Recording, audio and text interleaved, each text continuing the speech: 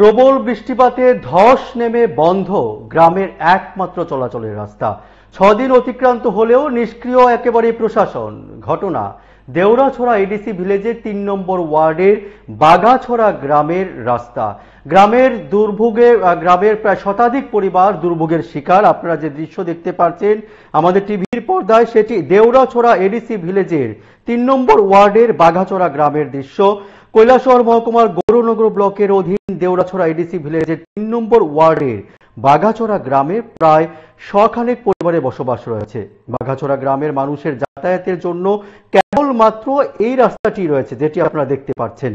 গ্রামের উপর দিয়ে দেবস্থল পাহাড় অবধি 5 কিলোমিটার ইটসলিং রাস্তা রয়েছে। এই ইটসলিং রাস্তাটি পূর্বতরের পর থেকে দীর্ঘদিন ধরে সংস্কার না করার ফলে বাঁধে পড়েছে।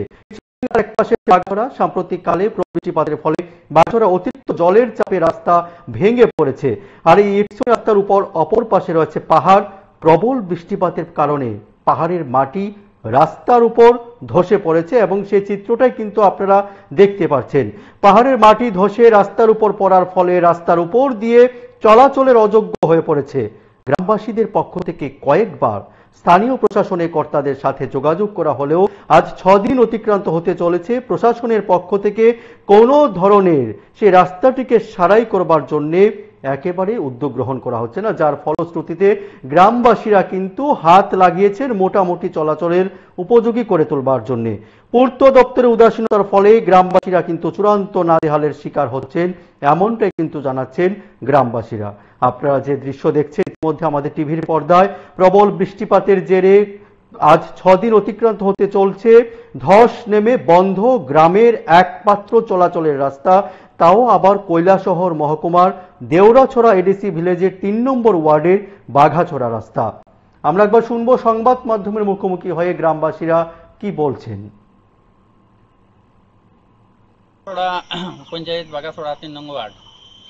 আমরা গত রবিবার থেকে বৃষ্টি পড়ছে, বৃষ্টি পড়ার কারণে আমরা গাড়ি ঘোড়া ভিতরে স্লিপ পড়ছে, মানুষের বাড়িঘর ভাঙ্গিয়া এটা খুব ক্ষতিগ্রস্ত হয়েছে। প্রায় রাস্তার দৈর্ঘ্য আছে 5 কিলোমিটার। এখানে 160 মিটার আছে পাক্কা রাস্তা, বাকি 2 কিলোমিটার মতো আছে সলিং। এই সলিংয়ের উপরে রাস্তার দশ পড়িয়া আমরা সবকিছু যাতায়াত বন্ধ, খোলা পানি স্কুলে যাইতে পারেন না, কোনো মানুষ টোটালি বার হইতে পারেন না গ্রাম থাকিয়া।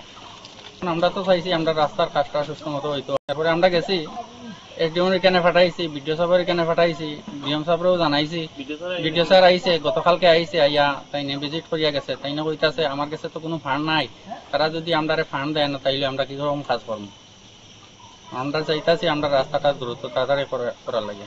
তো ইটসলিং রাস্তা 1.5 কিলোমিটার ইটসলিং রাস্তা আছে, এখানে প্রায় 70 পরিবারের মতো আছে। এই রাস্তার অবস্থা তো আগে তো আসলোই, মোটামুটি একটা চলাফেরা করা যাইতো। এই গত রবিবারের বৃষ্টি থাকিয়া আমরা টোটালি যাতায়াত করতে পারতেছি না। গাড়ি ঘোড়া হয়তো আপনার দেখেন গাড়ি ঘোড়া সব ভিতরে, ইনস্টলমেন্টের গাড়িগুলো সব ভিতরে, গাড়িগুলো সব ভিতরে। আমরা গাড়ির ইনস্টলমেন্ট বন্ধ, আমরা সব গাড়ি ভিতরে রাখা, আমরা কোনো গাড়ি বাইর করতে পারতাছি না। এমনকি ট্রাক্টর পর্যন্ত বাইর করতে, আমরা আজকেদের সিজন কোন আমরা ট্রাক্টর বন্ধ বাইর করতে পারতাছি না, স্লিপের লাগিয়া। পুরো রাস্তাটা প্রায় 5 কিলোমিটারের মতো আছে। আমি একজন দেখেন কৈলাসর ট্রাফিক সার্ভিস করি, এসপিতে আমি আছি। আমার ভিতরে সাইকেলটাও বের করতে পারি না। আজকে 2-3 দিন যাবত আমি ওই যে আরেকজনের সাইকেল খুঁজে নিয়ে যাইতে আছি ডিউটিতে।